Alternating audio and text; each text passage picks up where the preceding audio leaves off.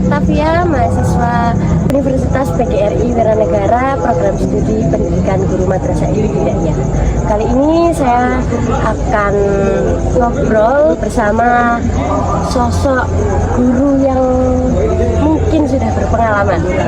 Bisa diperkenalkan dulu? Oke, baik, terima kasih Mbak Nia dari mahasiswi program studi PGRI Universitas PGRI Wiranegara. Halo semuanya, salam kenal. Saya Hamdan Syafiuddin, merupakan mahas lulusan dari Universitas PGRI Wiranegara Kota Pasuruan angkatan 2020 yang lulus 2024 kemarin dari program studi pendidikan Pancasila dan Kewarganegaraan, yang saat ini saya menjadi guru di salah satu SMK yang ada di Kota Pasuruan, dan SMK itu adalah SMK Pusat Keunggulan, SMK BK, yakni seperti baju yang saya pakai hari ini. Teman-teman bisa menebak kira-kira sekolah mana ya? SMK Unsur, betul sekali. SMK Untung Surapati Kota Pasuruan. Sebelum di SMK Untung Surapati Pasuruan, saya sudah berkiprah di dunia pendidikan seperti pusat kegiatan belajar mengajar, kemudian madrasah ibtidaiyah Palu Gading Rejo, lalu juga beberapa kali memberikan bimbingan belajar les ke siswa dari berbagai kalangan jenjang SD, SMP, sampai dengan SMA. Sudah seperti baiknya perkenalannya. Sudah tepat ini ya mengundang Pak Hamdan di sini. Kita panggil saja Pak Hamdan karena memang sekarang kita lagi ngobrol dengan sosok guru yang sudah banyak pengalaman, mulai dari kegiatan belajar mengajar, madrasah ibtidaiyah, kemudian dan sekarang masih menetap di SMK Unsur. Dari dulu apa emang sudah bercita-cita atau punya keinginan jadi guru? Karena ini kan Pak Hamdan ini kan seorang laki-laki, biasanya kan ya tahu sendiri kalau jadi guru bagaimana. Seorang laki-laki memilih jadi guru dengan gaji yang imut karena kan nantinya akan jadi sosok kepala keluarga. Baik, kalau berbicara soal cita-cita saya dulu waktu kecil tuh, saya tuh sering ada perubahan Mbak Nia. Jadi dulu itu pernah jadi pemadam kebakaran, punya keinginan ke arah sana, terus pengen jadi dokter. Kalau masih kecil pikirannya Iya, masih betul. absurd, Abstrak, random gitu ya. Terus SMP pengen berubah pikiran jadi dokter. Dan SMA itu dulu suka banget sama ekonomi, punya keinginan buat jadi akuntan publik, karena waktu itu pengen kuliah di sekolah tinggi akuntansi negara. Nah, qadarullah, Masya Allah, waktu itu di tahun 2020 itu ada COVID ya Mbak Nia ya. Terus kan nggak buka pendaftaran, kemudian waktu itu saya habis kena musibah Mbak Nia, ditinggal oleh almarhum ibu saya, dan kebetulan dulunya beliau itu guru RA atau TK, dan akhirnya saya tinggal sama nenek dan juga bule, dan waktu itu mereka merestui kalau saya kuliah di dalam kota. Dan saat itu di dalam kota pikiran saya ya Uniwara, ya Universitas PGRI Wiranegara STKI di Pasuruan dulunya namanya. Ya mau gak mau saya akhirnya kuliah di jurusan pendidikan seperti itu.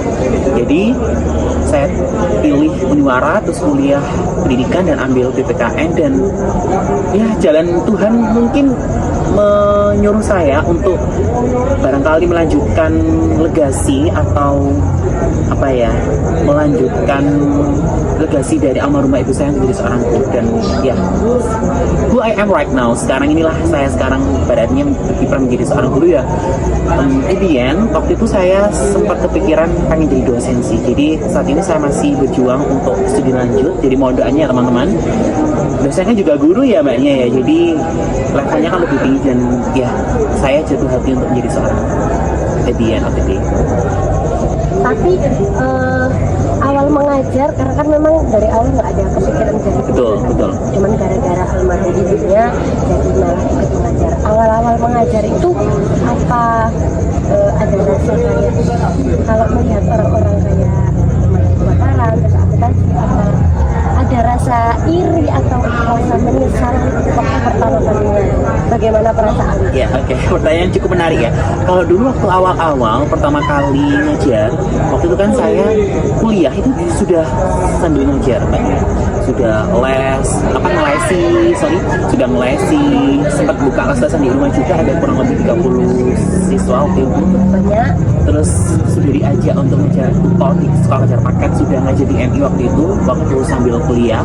Jadi awal-awal waktu lihat teman-teman mereka bikin Twibbon mahasiswa baru dengan jurusan akuntansi, dengan jurusan ilmu komunikasi, di mana itu adalah jurusan impian saya. Kemudian di tahun 2021 buka pendaftaran STAN dan sebagainya, terus kesehatan dan apapun itu, waktu itu sempat ada pikiran kayak dulu tuh saya punya cita-cita ke arah sana gitu ya Mbak. Cuma kembali lagi ya, kadang manusia tuh hanya berencana tapi Tuhan yang menakdirkan. Jadi awal-awal sempat masih belum bisa menerima takdir dan keadaan, kayak aku tuh deserve buat di posisi kayak mereka, teman-teman sekolah di kesehatan, akuntan publik, atau mungkin di komunikasi. Tapi pada akhirnya seiring berjalannya waktu, malah saya enjoy banget bisa ketemu sama anak-anak tiap hari, jadi mood booster saya. Terus bisa belajar gimana mendidik, tidak hanya sekedar mengajarkan ilmu ya, tapi juga mendidik anak-anak, karakter mereka, kemudian dengan berbagai aneka ragam sifat dan watak yang harus kita rangkul beraneka ragam dalam satu kelas. Maka pada akhirnya saya enjoy ya, walaupun realistis ya, kita kan manusia ya. Jadi kalau ditanya soal gaji ya nggak cukup kalau kita pikir secara logika matematika ya. Maka logika Gusti Allah, insya Allah kalau kita mungkin menjalani dengan ikhlas, pasti kalau ada waktunya kita untuk pengangkatan sertifikasi sertif misalnya, atau mungkin ada pendaftaran P3K kita daftar dan lolos, ya saya rasa pasti akan ada jalannya. Dan ya itu sih. Bingung mau ngomong apa. Kalau Mbaknya sendiri kenapa kok ambil jurusan PGMI? Ya, sejujurnya saya memang hampir sama, nggak ada kepikiran buat masuk ke pendidikan, tapi memang ya orang tua. Jadi memang karena memang juga saya awalnya mikirnya minim seperti itu, tapi apalagi kebijakan pemerintah kan tahu sendiri ya, sekarang itu malah kita nggak menyebutkan salah satu profesi ya, tapi mungkin teman-teman udah tahu ya, profesi X gitu ya, yang baru-baru ini viral dan FYP juga di TikTok sama Instagram, mereka tuh baru dibentuk, udah ada jaminan pengangkatan P3K atau ASN yang bidang P3K. Kayak mereka tuh program baru dari pemerintah, tapi udah kayak begitu disejahterakan sama pemerintah, sedangkan kita para pengajar, para pendidik kok ya miris gitu ya. Harusnya kan pemerintah lebih apa ya, open mind dan juga melihat perjuangan para guru-guru yang mungkin kita tahu ya, ada yang ngabdi bertahun-tahun, belasan tahun, puluhan tahun baru mereka bisa baru diangkat gitu loh jadi PNS ataupun jadi P3K. Tapi Mbak Nia kayak justru letak menariknya itu di situ. Nah, kita tuh nggak hanya belajar buat gimana kita itu bukan soal tentang pengabdian ya, tapi soal tentang hati. Kayak saya rasa guru itu adalah satu-satunya profesi yang ketika melakukan job desk-nya atau tupoksinya itu dengan hati. Karena kalau nggak dengan hati, saya rasa nggak akan ada kasus-kasus viral yang sampai bertahun-tahun, belasan tahun ngaji, bulan tahun ngaji, sampai udah tua, udah sepuh, terus baru diangkat jadi ASN gitu ya. Karena mereka pakai hati. Tapi justru itulah letak barokahnya ya. Karena presiden mereka itu kan juga tentu pernah sekolah ya, pernah diajari oleh guru semasa SD, SMP, SMA, orang-orang hebat, dokter dan sebagainya. Jadi bukan hanya pekerjaan mulia, tapi juga saya rasa rezekinya guru itu tidak hanya ketika dia itu di lingkungan sekolah, tapi saya rasa karena barokahnya mungkin ya, jadi ada rezeki di lain hal. semakin kesini tuh minat jadi itu berkurang. Salah satunya juga ini. Iya. Terus sekarang juga banyak di sosial media ini nyenggol murid aja sedikit itu kayak sudah viral kan di mana-mana. Terus apa ya salah satunya karena kan dulu kayak apa ya, kita ke guru aja itu nggak berani gitu kan. Sekarang malah ada sampai Jadi, yang apa yang bertengkar perlu saya loh. sampaikan? Pandangan tentang pendidikan sekarang, kenapa bisa sampai siswa-siswa itu seperti itu, padahal kan dulu kan masih apa ya, militer, bukan militer apa, VOC, pendidikan VOC gitu ya. Oke. Saya rasa ini memang salah satu tantangan untuk profesi seorang guru di masa sekarang ya.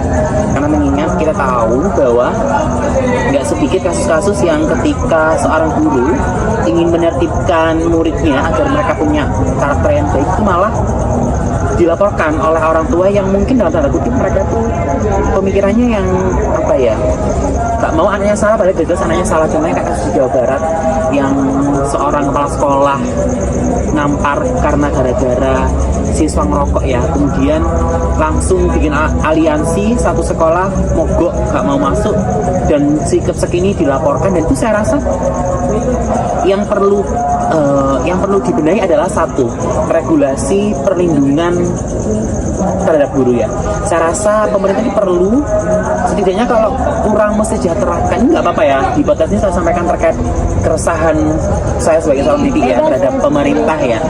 Jadi setidaknya kalau pemerintah tidak mesejahterakan guru dengan berbagai macam kebijakan atau aturannya, paling enggak adalah regulasi undang-undang yang bisa melindungi kami para pendidik ketika kami menertibkan atau mendisiplinkan mereka gitu loh. Jadi biar nggak ada kasus kayak di Mojokerto, seorang ibu guru dilaporkan gara-gara jewer atau mukul, tapi mukulnya nggak yang parah sih, kan tujuannya hanya menertibkan biar si anak ini mau sholat duha gitu kan. Waktu itu karena dia nggak mau sholat duha. Kemudian yang kasus Jawa Barat yang saya spill tadi itu kayak miris aja gitu, lihat orang tua zaman sekarang itu yang mereka tuh kayak malah menormalisasikan tindakan anaknya yang jelas-jelas itu salah gitu loh. Padahal kalau zaman orang tua kita ya mungkin ketika dulu nakal ya sudah urusan guru. Iya, ketika lapor ke orang tua malah sama orang tua tambah dimarahi, tambah di apa kalau marahnya itu dipukul-pukul gitu kan. Kayak ya kamu salah ngapain? Kamu apa istilahnya kalau dalam bahasa Jawa itu wadul gitu ya. Jadi itu sih yang perlu dibenahi adalah perlu adanya regulasi perlindungan undang-undang perlindungan terhadap guru. Yang kedua adalah kesadaran mindset sumber daya manusia para orang tua Indonesia saat ini yang perlu dipupuk dari dini, bahwa kalau sudah memberikan kepercayaan terhadap sekolah, anaknya ke sekolah kan ya urusan sekolah ya urusan bapak ibu guru. Bapak ibu guru nggak akan mungkin menindaklanjuti anaknya ketika anaknya memang kalau memang benar-benar salah ya akan ditindaklanjuti selagi nggak yang parah-parah banget tuh ya dalam tanda kutip ya. Jadi saya rasa itu yang jadi polemik dan tantangan guru saat ini menghadapi orang tua yang kolot, yang pemikirannya nggak bisa diajak maju, yang mau menang sendiri. Jadi nggak perlu takut sih buat teman-teman yang ingin terjun di dunia pendidikan, nggak perlu takut karena selagi kita benar ngapain takut gitu loh. Yang pertama, yang kedua ya kita punya organisasi pelindung apa istilahnya kayak PGRI kayak gitu. Terus tenang aja, kita tuh punya netizen ya, karena yang kasus-kasus yang saya sebut tadi yang di Mojokerto, yang guru negur siswa karena nggak masak duha, terus kepsek di Jawa Barat yang karena anaknya rokok dan sebagainya, itu ketika viral itu langsung ada perlindungan. Tapi ya itu sih lemahnya di kita itu adalah nunggu viral dulu baru ada tindak lanjut dari aparat penegak hukum ya. Tapi nggak perlu takut sih buat teman-teman apabila punya keinginan untuk terjun di dunia pendidikan jadi guru, nggak perlu takut karena itu ada kok undang-undang sebenarnya, cuma kurang kuat aja untuk perlindungan hak guru gitu ya. Toh kita kan tujuannya bukan hanya sekedar transfer ilmu, tapi juga mendidik mereka biar punya karakter yang baik. Dan akhirnya dampaknya apa yang kasus Jawa Barat itu karena viral, akhirnya di blacklist tuh satu sekolah itu, satu angkatan kalau nggak tidak angkatan gitu, di HRD seprovinsi Jawa Barat, karena memang mereka salah. Kok bisa mereka mau melaporkan si tugasnya? Ya intinya itu sih, challenge kita adalah mendidik karakter anak-anak di era sekarang yang berhadapan dengan orang tua kolot aja sih.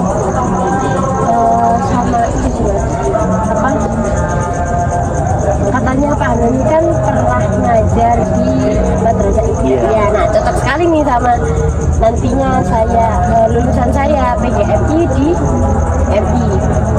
Menurut Pak Hamdan,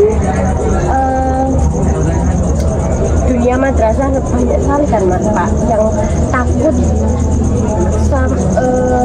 bekerja di SD atau di MI karena anak-anak kecil, malas dengan anak-anak kecil kayak gitu. Bedanya Pak Hamdan ngajar di MI yang ngajar anak kecil dengan yang sekarang SMK kan sudah matang lah pikirannya. Itu apa-apa jauh, apa ternyata sama saja atau bagaimana? Perbandingan bagaimana ngajar karakter siswa anak SMK dan MI, kalau saya rasa saya lebih cenderung dalam pembinaan karakter itu lebih gampang mengondisikan anak-anak MI. Karena apa? Kalau anak kecil itu kan gampang diarahkan. Ya betul. Iya betul. Mereka itu gak bisa diem kadang kan ya. Kayak masih ada rasa main. Tapi justru itu letak tantangan kita kalau kita bisa ngajar di SD atau MI itu, kita satu belajar jadi orang tua di sekolah. Kemudian kita belajar ngomong, belajar. Kadang kan kalau anak MI atau SD apalagi yang kelas 1 kan mereka kadang masih ada jiwa-jiwa keibuan gitu kan, kayak si mbok-mbokan lah istilahnya dalam bahasa Jawa. Nah kita tuh bisa belajar parenting di situ gitu loh. Sekaligus mungkin kan Mbak Nia tentu juga akan menikah ya di sini ya. Jadi kalau ketika ngajar di MI nantinya itu kan juga akan belajar jadi how to be good parent for them. Jadi kayak itu belajar pengasuhan juga di sekolah. Kadang kalau anak kelas 1 itu masih ke kamar minta diantar, kemudian kadang seragam itu masih dirapikan kalau mereka compang-camping, terus kadang masih diarahkan buat nulis, belajar untuk membaca. Itu kayak ada apa ya, ada sebuah hal yang menyentuh hati kita sebagai seorang guru tentunya kalau kita tuh bisa belajar ngasuh, belajar ngomong dan sebagainya. Yang pertama itu adalah untuk membina karakter anak SD atau MI itu lebih gampang karena mereka itu masih kecil, masih dini. Maka ketika kita menginternalisasikan nilai-nilai karakter yang baik kepada anak-anak kecil, itu akan lebih gampang mereka serap. Mereka akan lebih tahu mana yang buruk dan yang baik karena mereka masih kecil, jadi masih bisa diarahkan. Sehingga sebuah kelebihan bagi Mbak Nia ketika kuliah di PGMI adalah ketika nanti terjun di sekolah nantinya setelah lulus itu akan apa ya, kita nggak ngomong masalah pahala ya. Kalau masalah pahala pasti seorang guru tuh pahalanya udah berlipat ganda ya nggak sih? Mengalirkan ilmu. Iya, tapi yang saya tekankan di sini adalah ada kepuasan tersendiri, ada kebahagiaan tersendiri ketika seorang guru MI itu bisa mendidik seorang anak ketika dia tumbuh SMP SMA jadi anak yang baik karena pernah kita didik karakternya, karena pernah kita bina sikapnya.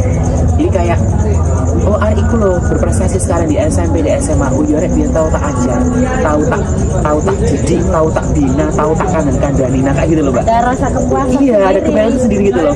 Jadi ini untuk teman-teman juga yang masih ragu untuk pengen kuliah PGSD PGMI, yuk join aja ke PGMI Uniwara ya. Karena